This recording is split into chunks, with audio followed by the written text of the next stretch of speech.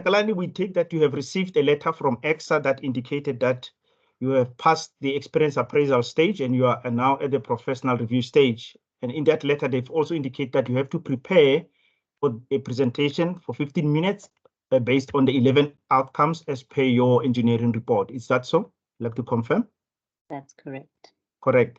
Yeah, the reason why we ask this question is that we don't have your presentation beforehand. We only have your engineering report from which we prepared from. So you are going to be given 15 minutes to present, although if you go over 15 minutes, we'll allow that, but try to stick to the 15 minutes. And then after that, we'll have questions for clarification. Some of the questions we might not ask because during the presentation, we will have covered anything that might have been unclear. But the whole idea with the professional review interview is that you need to own up and indicate and today demonstrate competence. On paper at the experience appraisal level at stage 1, you indicated competence. Today, you are going to demonstrate that to show that you own the work that is in your application form, and that will have questions that are based on what we say and also taken from your presentation. So normally in a professional review setup, it will happen like that. And then when you present, they will switch off the cameras for the bandwidth, and then you're on your own. So we don't ask questions when you present. You carry on until you finish. Then we come back with the questions. So over to you. Start counting. It's now 6:10. Hang on. One other thing, Jones, is there not a requirement that the candidate shows an ID just to confirm? Yeah, that will be done by the EXA staff. It's not supposed to be done by us. So an EXA staff personnel will be there to do that administration in terms of asking you for proof of identification that will just have to display. Prior to the actual panel and the candidate? Yes. Okay. Yeah, it will have been done before we started, because first to allow that to accept you need a meeting is the EXA staff member that will be there, or they call them registration officers, and then they'll ask you all of those. For us, is the technical part of your professional review. So you need to have your any identification. Thanks, Tom. Any form of identification together with you. So the time. So panel chair, I can confirm that the EXA team of Phil and I did check and can confirm that this is Miss Netshipale, the correct candidate for the session this evening. Thank you. Thank you so much, Tom. So then, Takalani, over to you. Okay, may I start? Yep. Yes, please. And we do confirm that we can see your presentation. Thank you very much. Before you start, one of the things that they will confirm with you from EXA side, I forgot to mention, because it's normally done by them, is that you must be alone in the room, and we can always ask you to do a 360-degree turn in wherever you are. So if you've got people there, please ask them to leave the room, because it might sound that as if they are there to assist you, whether it be a child or anybody who's passing behind you. So they try to resemble a setup whereby it is in real life, whereby it's face to face. Just take note of that. Thank you. Okay, will do. Okay, thank you very much. Good evening, gentlemen and lady. Thank you for providing me the opportunity to present for my registration as a professional engineer. I'm currently registered as a candidate under the civil engineering discipline. Next page. In terms of my presentation, I will be providing a summary of my experience. I'll also provide information on the projects that I'll be selecting for today's presentation, and then demonstrate my competence in line with the 11 EXA outcomes. In terms of the summary of my experience, I started working for Intertel Africa as a graduate civil engineer. I started in December 2016, and then I progressed to being a civil engineer with Intertel Africa. Then in April 2019, I moved to WHO, where I was employed as a site engineer. And thereafter, I was unemployed for 8 months, and shortly after that, obtained employment. During my unemployment phase, I was also pursuing my honors degree in structural engineering. I then moved to Moluti and Partner Project as a resident engineer, and thereafter I moved to the KZN Department of Health, which is where I'm currently working, employed as a candidate civil engineer. Next page. The 2 projects that are selected I've demonstrated on the screen. The first project is Insatol Mobile Toll Plaza for 14 toll plazas in Cameroon. And my duties as a civil engineer was being responsible for the toll solutions investigations for using existing reports and traffic data to also then develop toll solutions. Then for the second project being the construction of the 450-meter concrete effluent canal and canal road drift for the Sasol Fine Dam number 6 project, my duties as a site engineer was being responsible for the planning and supervision of construction, also ensuring that health and safety and risk management is implemented on my structures, and ensuring quality control procedures during the construction of my structures. Next slide. In terms of the first project, I've given additional detail of the content of the project. Essentially, my duties were to develop a solution for 14 toll plazas that are located in various areas in Cameroon. The total project cost was 27 million, with a project program of 3 years plus 10 years operations and maintenance. And my tasks was to then reconfigure the toll booths that I had developed through the Instatoll design that I developed through Intertoll Africa, and use that solution then for the Cameroon project.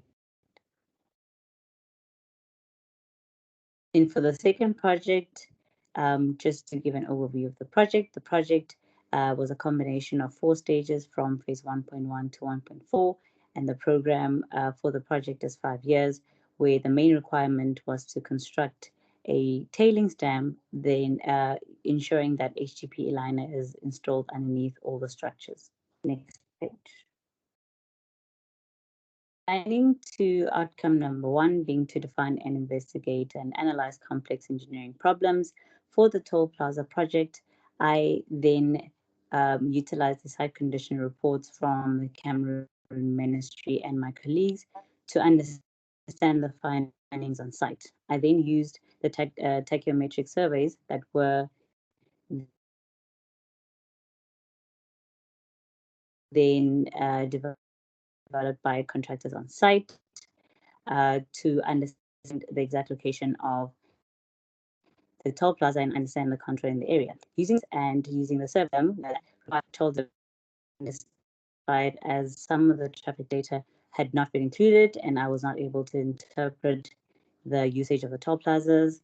The problem also required information from a variety of sources and specialized in toll experience, and the consequences thereof included accidents and an unmaintained road and toll plazas.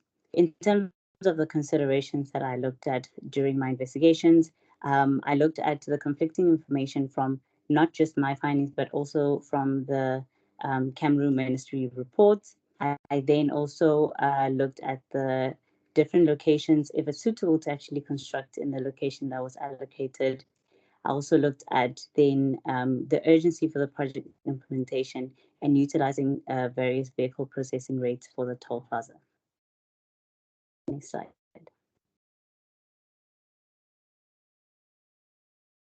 Next slide. Oh, there we go. Thank you.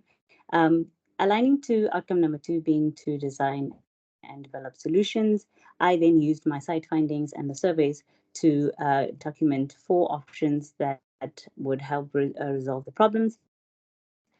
And from the 4 options, I then selected to construct the toll plazas in the exact same location that was identified by the Cameroon Ministry, and also combining with constructing toll plazas on adjacent sites which were within 500 meters of the identified location. My considerations then included the services that were in the area. It also looked at the number of lanes that I required for specific toll plazas, and looking at the available spaces and ensuring that traders also were not blocked, as well as access to dwellings in the area. Next slide. In terms, oh, sorry, that's the previous slide. There we go. Thank you. In terms of the solution, I will illustrate it on the next slide, but my solution then includes the fact that I use the surveys then to pinpoint the exact locations, whether it was in the same area or an adjacent area. I then used cut and fill quantities that I obtained from consultants to determine if the project was worth implementing through a cost benefit analysis, and also then documenting and developing the program for implementing this project and the costing.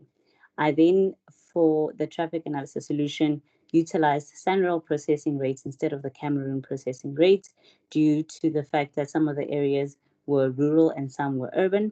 And then I also used 7-day traffic counts from consultants, from contractors, to model then the annual average daily traffic.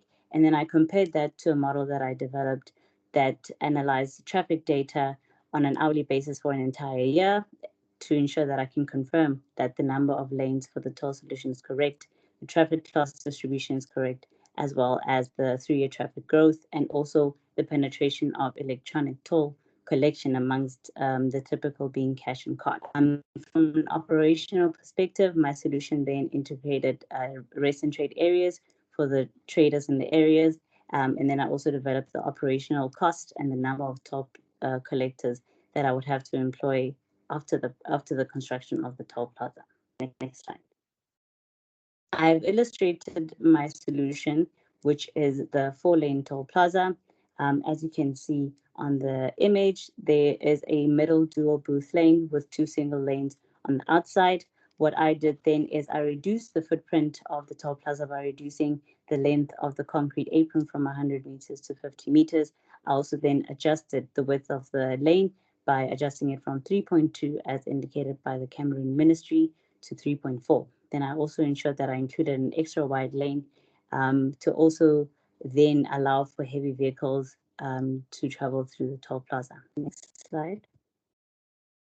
Aligning it to outcome number 3, to develop my solution, I comprehended and applied knowledge. I have listed various sources of knowledge, being your TRH6, your TMH, which is the documentations in terms of designing of highways, and methods for monitoring, for traffic monitoring procedures. I also then use SANROL documentation that I was exposed to during other projects that look at operations and maintenance of toll plazas. I also used the Intertoll guidelines and documentations that were drafted by the toll system specialist, and using toll experience. I also then, in my other projects and my other experience, used departmental policies. I used various sources of researchers and applied knowledge from various disciplines, including finance and safety. Then over and above, I underpinned all of my knowledge using my undergraduate qualification, as well as my postgraduate qualification, being my honors in structural engineering, as well as project management. Next slide. Aligning to outcome number 4, being to manage a part or all of one or complex engineering activities. I have demonstrated my competency for both projects. The first project being the toll plaza construction, I supervised the consultants and contractors according to their contracts for traffic count surveys and the shop drawings. I also then managed and submitted deliverables for the tender submission according to my deadlines, as well as meeting the client's deadlines. I also then led engagements with the client and investors. And for the canal, the Effluent Canal and the Canal Road Drift project, I also supervised and managed construction on site. According to the contract, I then controlled subcontractors and conducted contract administration. I ensured that quality control measures were in place and aligned to the WHO quality control plan, and ensured that my team conducted their duties towards mitigating risks of any health and safety incidents on site. Next slide. Aligning then to outcome number 5, being to communicate clearly with others during my complex engineering activities. I also demonstrated my competency for both projects. For the toll plaza project, I conducted communications with clients and disciplines through emails and meetings. I developed schematic layouts and financial plans, and also then presented the traffic model that I developed to the toll plaza managers, illustrating to them how to then calculate the number of toll collectors they required for the project. Then for the second project, being the Effluent Canal and the Canal Road Drift, I then compiled quality control reports, including lab tests and as-built drawings. I then also interpreted all of these requirements and specifications to my team, being my foreman and the laborers. And I also then issued technical queries to the employer's agent and conducted communication with the employers and multidisciplines on site. Next slide. Aligning to outcome number 6, being to recognize and address foreseeable social, cultural, environmental effects of my complex engineering activity. To demonstrate my competency, I used the Effluent Canal and Canal Road Drift project. The impacts that I identified of the engineering work initially were the potential damages to the gas lines and the overhead power lines due to the presence of those in the area where I had to construct both structures. And I also then identified possible electrocution of my staff and gas explosions, which could affect the public. And how I addressed this impact is I developed risk assessments and mitigation measures with the health and safety officers. I also developed method statements on how I would then construct in that area to also then obtain the SASO permit to proceed with the works. And secondly, I also identified the potential unrest in local communities for community members that are seeking employment.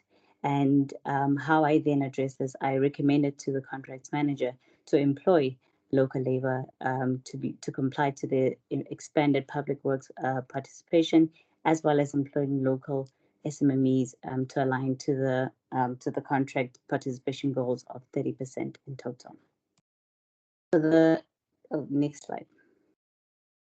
Aligning to outcome number 7, which is to meet all legal and regulatory requirements, I ensured that the following was adhered to, that HDPE liner was installed under all of my structures to prevent any contaminations, and this is to comply to the NEMA regulations.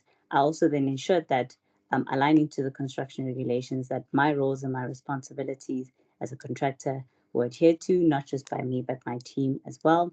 I then also ensured that I complied to the Occupational Health and Safety Act, and this is in line through my construction and the process of obtaining a permit to construct on site.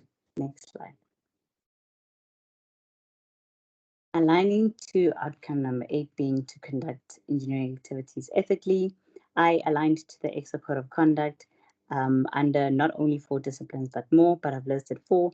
The first one being competency. I ensured that my design for the toll plaza was in line with my education and training and experience as an engineer within the tolling industry. Aligning to integrity, I ensured that working as a technical evaluation committee member where I'm currently employed, I ensured that I assessed tenders honestly and accepted no bribes, and ensured that I was able to verify bidders according to the qualifying criteria and all the requirements listed under CIDB and National Treasury regulations. Aligning to public interest and environmental consideration, I protected the health and safety of the public by ensuring that we don't construct in an area that could cause gas explosions.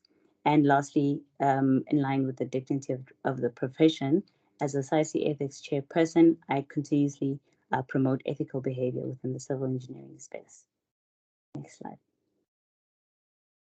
Aligning to outcome number 9, being to exercise sound judgment in the course of my engineering activities, I then encountered on my canal road drift after I had constructed it that it was leaking and the groundwater pressure needed to be relieved.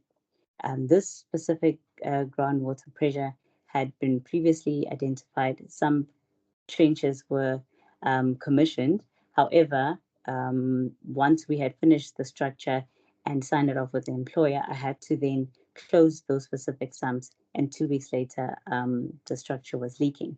In terms of resolving this, I had various considerations in terms of health and safety, project times, constraints, and risks. I had to consider the fact that the concrete panels would then break into the driveway while vehicles are driving at a later stage. I also considered the fact that it would cause program delays. My constraints were that the project budget was already used up for the specific structure, and that if I did nothing, the structural integrity of my structure would be compromised. And from the 4 options, I then chose to then relieve the groundwater pressure by drilling core drill holes in the concrete base and filling it up with no fines concrete. Next slide. Aligning then to outcome 10, which is being responsible for making decisions. I've demonstrated it for various projects. For the first project, I selected alternative materials to use in Cameroon, but also aligning it with consultations with the toll system specialist. Then for the canal and the canal road drift, I then supervised the core drilling process and ensured that I obtained approval from the employer's agent before I continued, and then I aligned it to my sub program and the new method statements that I had then developed. Then for other programs, I have chaired tender briefing meetings, and I've been approving and rejecting construction works where required. And as a resident engineer, I was also responsible for reviewing payment certificates. Then lastly, aligning to outcome 11, I comprehended and I think I made a mistake. I then demonstrated my professional development. I have then attended various courses as well as webinars through the Voluntary Association of SAICI. Next slide. And lastly, I engaged on, or I embarked on a journey of professional development by signing up for various programs. And I have also obtained multiple recognitions from different organizations, and I'm currently serving on different committees under the Voluntary Association. Thank you. Thank you so much, Takalani.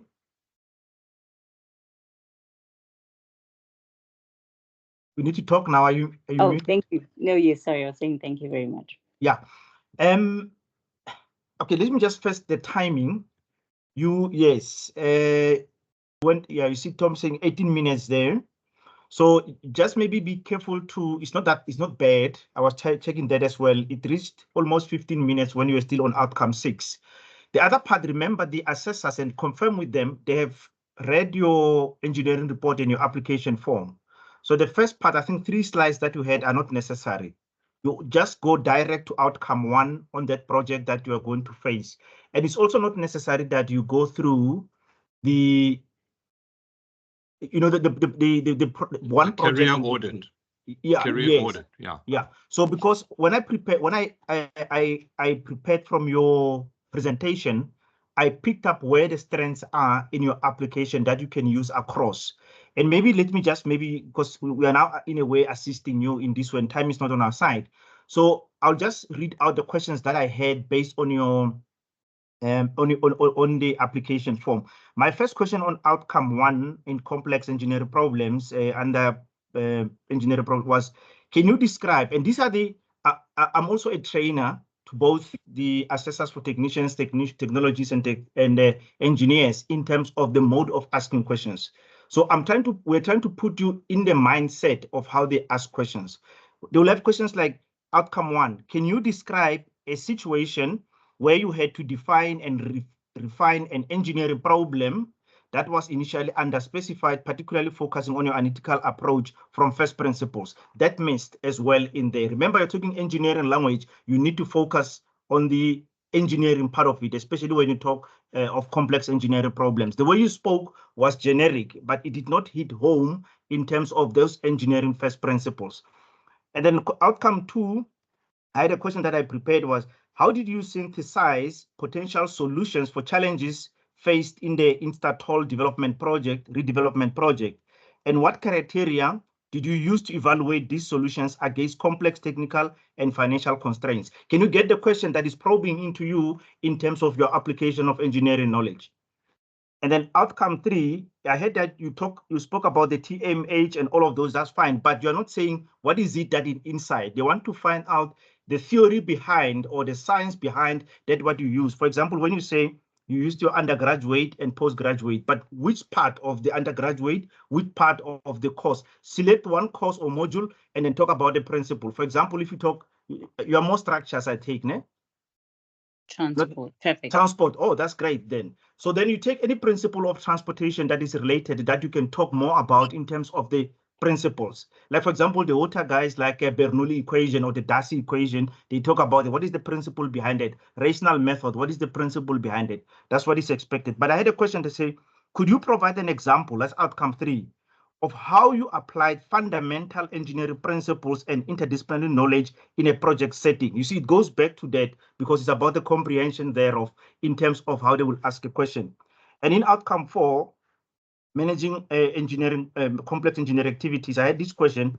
Describe your approach to managing the complex engineering activities during the Sasol Fine SDM project. How did you handle resource constraints and stakeholder conflicts? Because when I read your application, it came out as a strong one. So when you present, you can say on outcome 4, I'm going to refer to this project, the Sasol, what is it, Sasol Fine SDM project. It does not have to be that they follow, but it's preferably that for outcome 1, 2, and 3, you normally stick to the one project because they follow. But when it comes to these other outcomes, you can take from wherever those ones are standing out strong. On outcome 5, the communicate clearly in engineering activities, I had this question. Can you illustrate how you ensured effective communication within your project team and with external stakeholders, particularly during the Mabopane Block U project? I found that one outstanding in terms of what was the way you wrote it in your engineering report, because all of these questions, I took them from your engineering report. Outcome 6, in terms of addressing social, cultural, and environmental effects, discuss how you identified and addressed the environmental impacts during the planning and execution of the roads and stormwater systems upgrading in that Mabopane project as well. And outcome 7, what strategies did you employ to ensure compliance with health and safety and legal requirements throughout your project? Although they state that they normally hinge on the health and safety in that regard. So you drill into that in terms of the compliance thereof, and based on the projects. You like to see that part of application. In terms of outcome 8, conducting engineering activities ethically, how have you demonstrated ethical behavior in your professional practice? For example, they like this question of saying, without any disturbance or the involvement of a third party, when you do the work as Takalani, as an applicant in your normal work, what is it that you are likely to do that might be an unethical behavior? Normally, first one that they like is the over-design, because when something is designed and it meets the requirement and you over-design, it's going to cause a problem, because then you're becoming an unethical person in that regard. I heard you speaking about bribe and so on. Bribe is not an engineering activity, rather stay away from it. It's a personal thing that somebody can avoid. So they normally talk about, when they say engineering activity, it's more about that what you can do unethical in your own work, in engineering work itself.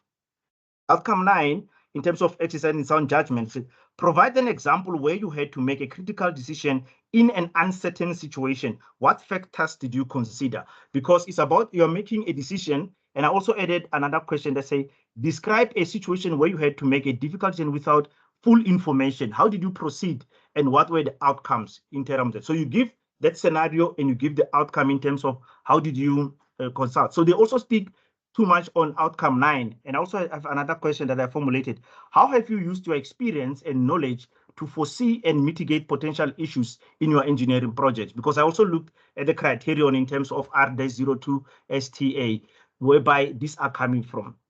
When you go to outcome 10, in terms of being responsible for making decisions, I had these questions. Can you discuss a time where you had to consult with a higher authority due to project aspect falling outside your area of competence? How did you handle the situation? Because that is also part of the criteria that is there. Again, how have you taken responsibility for significant parts of complex engineering activities, especially under uncertain conditions? So those are the likely framework of how they will frame questions. But you speak the engineering language, you refer to the first principles, although it is more about application. Because I've written them down, I'll type them and share them with Phil afterwards and Tom, then they can distribute them to you. And I also have possibility of what answers would they be looking for, though I do not have answers. Like, for example, I'll say, look for examples where you actively engaged with legal frameworks, conducted risk assessment, ensured all activities, engineering activities, adhering to the safety standards, and so on. Thanks, colleagues. It's just that I didn't want to waste time that we're doing a setup whereby I ask on what Takalani presented, because it lacks a little bit of that part of selling the engineering part of it in terms of that. But with this, I think you can pre-prepare this and take it further. And still again, on the outcomes 4 and until to outcome 8, you don't have to follow the same one. Rather, on outcome 9 and 10, as you can see, it's also not necessarily on the same project. It can be where you find the strength in the project, that you've got great projects that stand out. Thanks, colleagues. Back to you, Phil, and colleagues. I think let's just give Friedrich and Kim a shot. Jones, as part of your panel? That's why I said yes, Tommy. I said colleagues. Yeah. I mean them. Okay. My team. Kim, you can go first. Sure. I have a bit of a different angle. Okay, I've got a bit of a mixed match. So I've got some points which Jones has already covered through. Then I'll just give my questions that I would also ask. Outcome one, well, the ones Jones hasn't mentioned. Outcome two, sorry. Which factors did you take into account in deciding the optimum solution for your 4-lane plaza? Then on, yeah, just because that decision-making process, I felt needed a bit of oomph. Outcome outcome 4. Did you have any situations where change orders were received, and how did you manage the change process through your project? Outcome 7, in terms of health and safety, you've covered quite a lot. How do you incorporate the health and safety aspects in your design? Then outcome 9, you were talking about a structure that was leaking, that you evaluated the best way of being able to make a judgment call in terms of modifying that structure. Were you the person originally responsible for the structure that was leaking? And if you were responsible for the structure that was leaking, then I was going to cycle back to some outcome 1 and outcome 2 questions about the design side. And if you weren't, then I was going to say, did you consult and integrate the structural designer in terms of, well, how did you incorporate the structural designer's perspective before drilling holes through their structure? And those were most of my questions. There were a few others, but Jones has largely said them in slightly different wording, but it's the same stuff. Yeah. But overall, I thought it was quite good, actually. Hey, Peter, go for it. Right. What I'm saying, Takalani, was that I could see that you know your projects. It's not something that it was copy paste. So therefore, my comments are really to support you in answering that better or present it in a better way. When you say there in the beginning, when you describe the project, you supervise a contractors and a contractors and a consultant, sorry.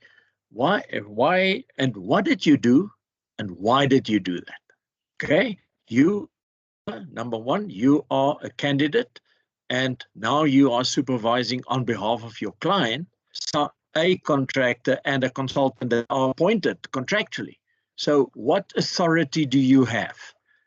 Okay, and how do you play that role? Didn't hear that. One thing that I've read your report, and then I said to myself, the problem for me who understand the project, both projects quite well.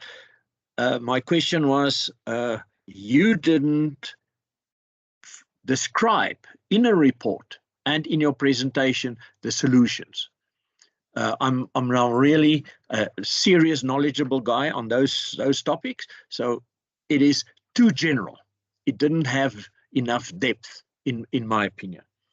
Then when you say you've used the NEC 3 option B, now that you don't know who's going to be your interviewers. Some people don't have a clue what NEC 3 and option B is. I see you're quite friendly about it, but I know, especially when you deal with power stations and all of those type of contracts, or plant hire contracts, which is totally different from the original. Now, that illustrates a level of sophistication, but you didn't sophisticated thing. It is just a NEC 3 option B. So what? Okay. Hey, you need to show the passion, and there are very few people who are working on those type of contracts on a daily basis. So please, you need to not be generic.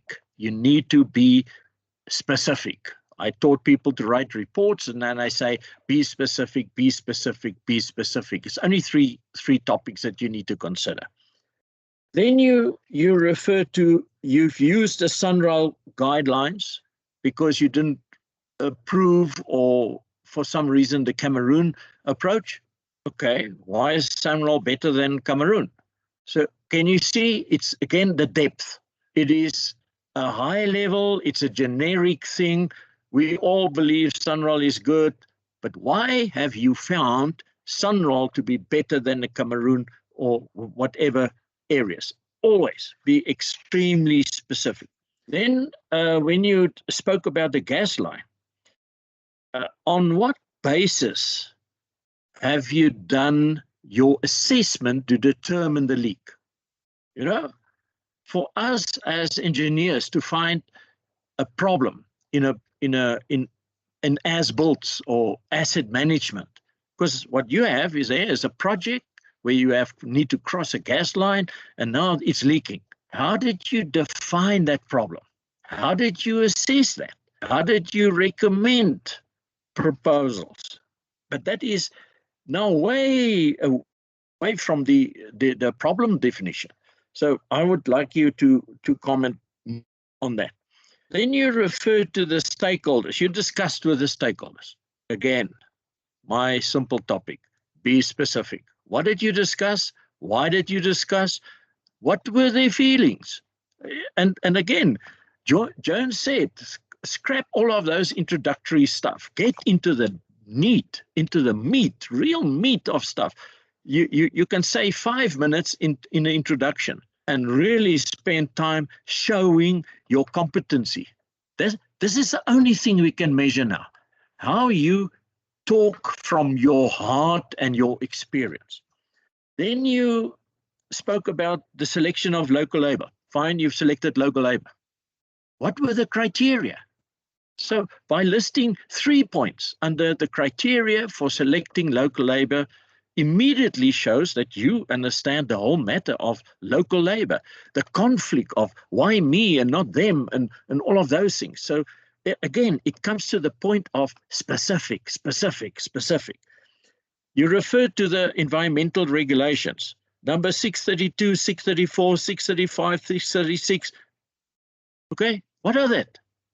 What are those? Are they, you know, you don't need to answer now, but those are the dirty questions. I'm really now playing, not dirty, really, I told you in the beginning, I'm your friend. I'm actually here to get you closest, quickest to the, and then you say in OSH Act 1993, what specifics did you consider when you consider the OSH Act of, that act is how many pages? You can't, in all instances, yes, we have this competency where it's in our head. As professionals, we do things out of habit, but you need to, after 7 years of being a candidate, you need to show that those things that you do out of habit are really competencies, that you really have that.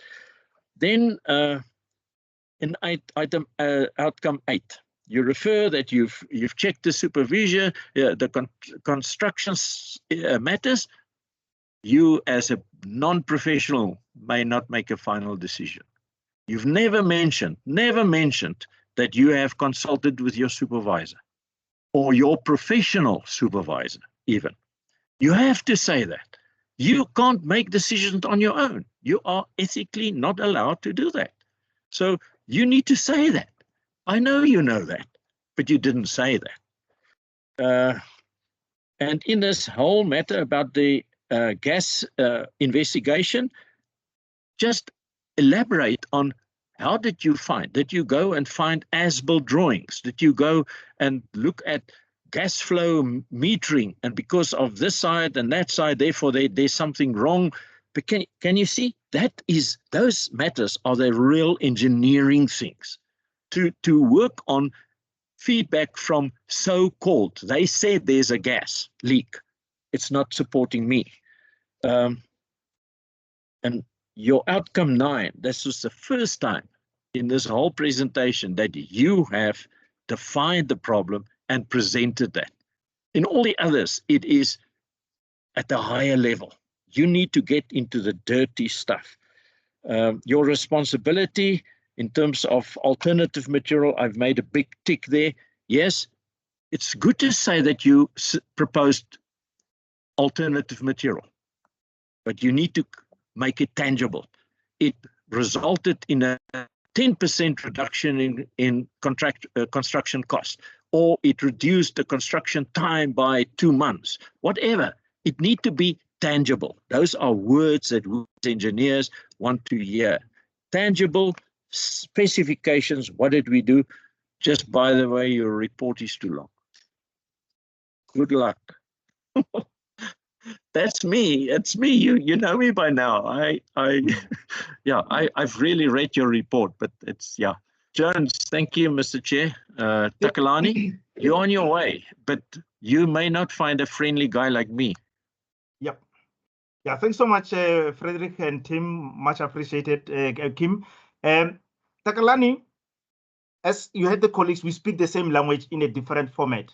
And also, I just want to, when I look at this is more of a summary as well, you know, especially when you, in terms of project documentation, ensure that you are familiar with all aspects of those projects that you mentioned, to confidential, you can discuss the details, like my colleagues have said as well. You go to the deeper, take it like you're talking to people who are not in engineering. You explain to them in terms of engineering language, in terms of that. Again, you make sure that you emphasize on those areas where complex problem solving and decision making were critical. You see, now you're taking now as that engineer, as per the outcomes are requesting in terms of the complex engineering part of it. It needs to stand out where it is necessary. Again, be prepared to explain the rationale behind the key decisions, emphasizing problem solving and ethical consideration. Now they go together. So the ethical part, you don't have to wait until you get to outcome 8. And I heard my colleagues were saying the same, that in terms of wherever you are, so the moment you hit it up there, they can also see that whatever that you do, you apply the ethical part of it as an ethical engineer who's coming to register now, who's ready for registration. Then you, like Frederick was saying, same as what Kim was saying. So then you grasp it, because when you talk, they also listen. So you'll even find that when you come to outcome 8, they just leave it because you've already answered it there where you were. So you show them that whatever that you do, you apply your ethical part of it. And then again, when you get to the document, so go through all this project documentation to ensure that you give accurate recall of the facts and figures during the interview, because sometimes they've got the report, you've got it as well. They can just ask, not necessarily that you remember the figures, but you know, sometimes putting a figure there and there, numbers, so it shows that you know what, not just talking generic, you go deeper into that. And again, to develop brief summaries for each project that highlight the key challenges, I wrote it down here, solutions, outcomes, and personal contributions to facilitate that clear focused responses during the interview. You get it? All of these that I wrote down, I'll just have to retype that because when I wrote down, I can retype that and I'll share that with Phil and Tom, and then they can distribute that to you as well. I'm not sure, because we've been talking as well. We didn't do it in a format of interview where in this manner advising you in terms of you can also ask questions now as well. But overall, you did very well. But it's just that you just need to, like my colleagues were saying, go deeper into the dirty stuff. You know, you're talking to people who are not in engineering. You know, it's the time now to be not to be arrogant, but to be proud. When you go to the professional review, you show them your competence. Like you go to the interview, you sell yourself to them that you master and understand this path where you are in a very nice and diplomatic manner. They will pick it up immediately. Can I maybe, sorry, just add something before Takalani? You present remarkably well. You are self-assured. You are clearly very, very used to speaking. You're confident in front of people. You maintain your calm. You really, the way you speak makes me want to believe you and go, yes, of course. You radiate confidence. I must tick all of these things off, which is fabulous. It's half the battle is won already. Yeah. Normally I end up with these kind of things, spending half my time telling people, okay, no, you're reading it. I need you to believe it. You believe it already, which is great. So hold on to that. We are particularly picking at things now not because we're deliberately trying to be mean, but it's rather that will help you if the actual interviewers that you get are trying to be mean. Something else, and maybe Jones pretend not to listen to this, but there is occasionally a situation where the guys in particular, where they're interviewing women, are very aggressive, very interrupty. They cut off, they don't let you answer, they try and make you cry. Don't take it seriously, don't take it personally, take a deep breath and just answer them as best you can. Don't let them rattle you. It's not a particularly nice interviewing technique, but it has happened with a lot of people. So just understand that it is a mechanism that the guys are using to test you rather than them thinking you are useless. Yeah. Well Okay, said. that's it. Well said. Thank you. Thank you very much to the panel. I'm literally writing down everything. And I definitely do appreciate the input. I just have just one or two questions. Jones, you've mentioned that there are other projects that are strong, and I was worried about talking about too many projects at the same time. May I continue then for, I think it was outcome 5. Yeah, I think it was outcome number 5 and 6 for the Modity and Partner project. Yeah. May I bring it up forth? Yes. Remember, Takalani, it's not about project, it's about the outcomes, where you achieve the outcomes. So many people make that mistake. They talk about, it's not about the project, it's about the activities that you got from the projects that answers the outcome, that makes you achieve the outcome. So the bigger picture is the outcome. First, you talk about the outcome. How did I achieve the outcome from that project? How did I achieve this outcome from that project? Reason being, during the time, our time, and my colleagues can also say, and those that are in the panel that are also listening, that we were told to do a project. You know, what is a project? Nobody could explain that. And I realized that even the International Engine Alliance, they said, no, what? You need to have a template where you cut it down, because you might work on a project on a certain activity, leave it to do another one. You don't have control in your workplace to work from the commissioning, from the start until commissioning of the project. That is not possible. So hence they say, where you picked up the strong points. If you find the communication was much easier on this project, then you use that project. You say, in outcome this, I achieved this by this project. On this one, I achieved by that one. It's not about the project, it's about the outcomes. So look at those ones that stand out. But I picked up a few of them like I was talking. As I said, I'll just have to rewrite this, retype this, and share with Tom. And then you'll be able to, because you've got a very rich project, like my colleagues were saying. So those that I picked up is not to say them, but you can even compare to other ones. Like I like that one of the, I think it was Kim asked on that and Frederick about the Cameroon part, where I said one of my questions on outcome 1 was, can you describe a type where you had to use abstract thinking to model a complex engineering problem you encountered, specifically relating to the mismanagement of toll infrastructure and traffic data in Cameroon? Now that translates back to what Frederick was saying about, that's when now you use you can reason. That's why I use the Sanral manual. Can you see where the question is coming? And that's a technique. These questions, I put them by a technique like Kim was saying, but not that bad one of being a male and female. That one should be thrown out of this. It will not happen. But on this one, it's about, I know their minds because we train them in a different manner how to ask questions. Why we do that? We can write this for you. You've never been to industry. You've never done this. But when it gets to the professional review, I don't want to use they will catch you or that you've never done this. That's how the technique of asking questions come back. And the moment you answer in that manner, that there was this challenge, that's why I use the Sanral manual, because of 1, 2, 3. So you go deeper, the reasons that are inside there, like Frederick was saying. Then you got them. You'll see your interview will even go shorter. So take this in this way. And we also prepare mindset, like maybe that Kim mentioned, that some male colleagues as well, when they became mean. But it's also a test of mind that can you stand your ground in terms of that. You forget about them, you see through them, you stand your ground and you go through. One day, you'll be sitting where they are sitting as well, interviewing others, and you'll understand where this is coming from. That even when you're on this side, sometimes they get intimidated by you when you come to present to them. Sometimes you find them they're not prepared. Sometimes your experience is above them. They try to ask funny questions that are not related, and you'll pick that up easily. I've been doing this since June 2005, and I've seen a lot. I've written the manuals at X, I've written the policies, I'm part of these writings.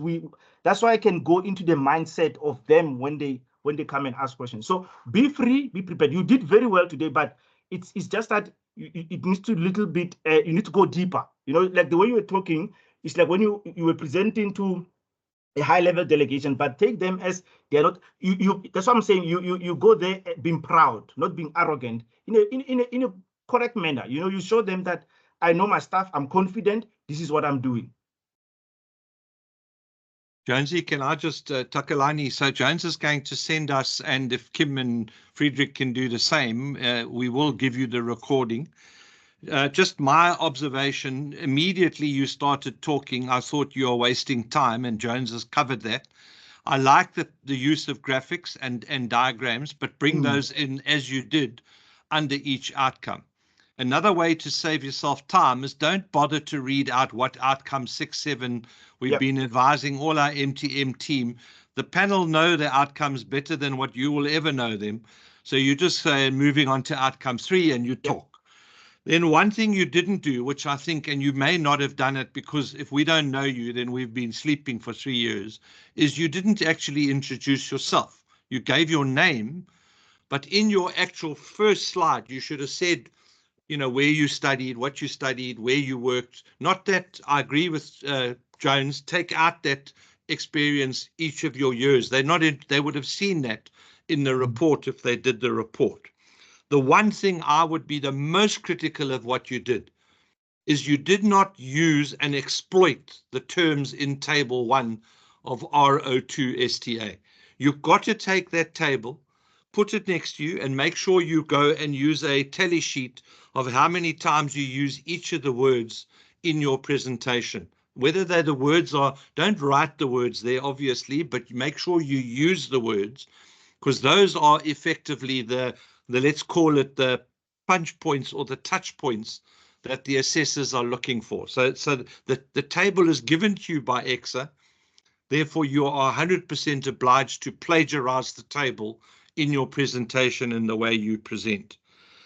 The questions Jones, Kim and Friedrich have raised, don't try and now go and address those questions in your presentation, because then it'll go from 18 minutes to 3.5 hours. Just have them there at hand, have prepared a response for it, but Kim summarized it.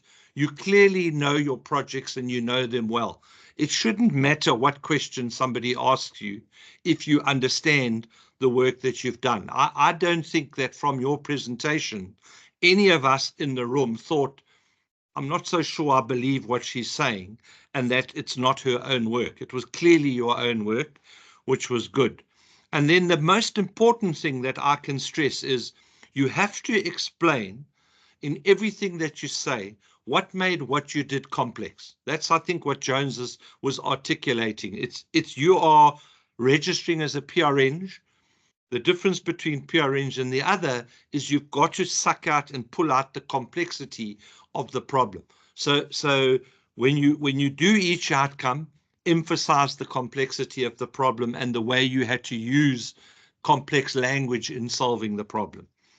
I think from me, that was about all. I made some other notes, but they've already been covered. Phil, anything from your side? Tom, I think you and I have been WhatsApping each other backwards and forwards. So I think I think you've covered it. Takalani, just very quickly. My comment to Tom was I still found outcomes 1 to 3 a little light on complex engineering.